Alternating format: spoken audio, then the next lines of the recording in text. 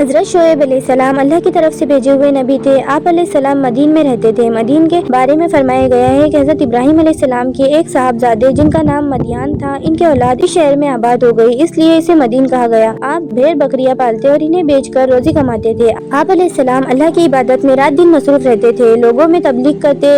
حضرت شعیب علیہ السلام کی قوم میں بہت سی برائیاں تھیں، جو جھوٹ بولتے تھے، لوگوں کا حق چھینتے تھے، غصب کرتے، کمزوروں کا مال چھین کر اپنا پیٹ بھرتے تھے، بتوں کی پوجا کرتے تھے، زمین پر فساد برپا کرتے تھے، ناپ تول میں کمی کرتے، جب کسی کو کوئی چیز دینا چاہے تو کم دیتے، جب کسی سے کچھ لینا ہوتا تو زیادہ سے زیادہ وصول کرتے۔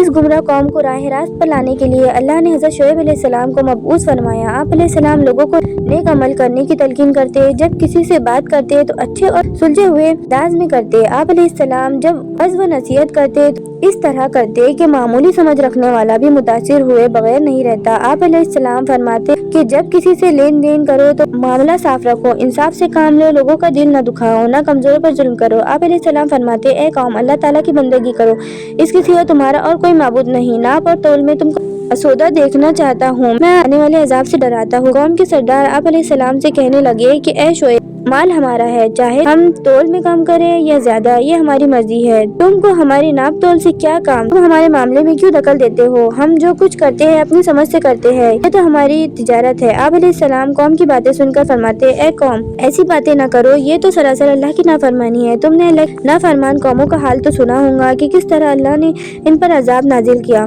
قوم ہود، قوم نوح، قوم صالح اور قوم لوط کا گزرا ہوا زمانہ ہم سے دور نہیں ہے، یہ بات ہم سب جانتے ہیں کہ یہ قومیں کس طرح برباد ہوئی۔ ان باتوں کا جواب دو، کیا اس قوموں نے سچائی کو نہیں ٹھکرایا تھا؟ کیا ان پر اللہ کا عذاب نہیں آیا تھا؟ اگر تم نے بھی سچائی کو ٹھکرایا تو تم بھی پچھلے قوموں کی طرح عذاب میں گرفتار ہوں گے۔ اگر تم یہ چاہتے ہو کہ تم پر اللہ کی رحمت ہو تو پروردگار کی طرف رجوع کرو، اپنے گناہوں کی معافی طلب کرو، بے شک میرا رب بہت مہربان اور محبت والا ہے۔ آپ علیہ السلام نے فرمایا، اے برادران قوم، اللہ کی بندگی کرو، اس کے سوا تمہارا کوئی معبود نہیں ہے۔ تمہارے رب کی طرف سے صاف رہنمائی آ گئی ہے۔ سیدھا راستہ یہ ہے کہ جب وزن کرو تو پورا کرو، وزن میں کمی نہ کرو، زمین پر فساد نہ پھیلاؤ جبکہ اصلاح ہو چکی ہے، اس میں تمہاری ہی بھلائی ہے اگر تم واقعی مومن ہو، اور زندگی کے ہر راستے پر رہزن بن کر نہ بیٹھ جاؤ۔ جو لوگ خدا پر ایمان لائے ہیں انہیں خوف زدہ نہ کرو، جو لوگ خدا کے راستے پر چلتے ہیں ان کو نہ روکو۔ حضرت شعیب علیہ السلام جن جن باتوں کی تبلیغ کرتے تھے، اس سے یہ بات معلوم ہوتی کہ شعیب علیہ السلام کی قوم تجارت پیشہ تھی، وہ تجارت میں بد دیانتی کرتی تھی، ناپ تول میں کمی کرتی تھی۔ ان کی ان خرابیوں کو روکنے کے لیے اللہ نے اس قوم کی طرف حضرت شعیب علیہ السلام کو مبعوث فرمایا تھا۔ قوم کے سردار حضرت شعیب علیہ السلام کے دشمن بن گئے تھے، انہیں اپنی سرداری پر گھمنڈ تھا۔ آپ علیہ السلام کی تبلیغ کے جواب میں سردار کہتے کہ ہم تجھے اور ان لوگوں کو جو تجھ پر ایمان لائے ہیں اپنی بستی سے نکال دیں گے، تم کو اور تم پر ایمان لانے والوں کو ہماری باتیں ماننا پڑیں گی، ہم جسے پوچھتے ہیں تمہیں بھی پوچھنا ہوگا، جو ہم کرتے ہیں تمہیں بھی وہ کرنا ہوگا۔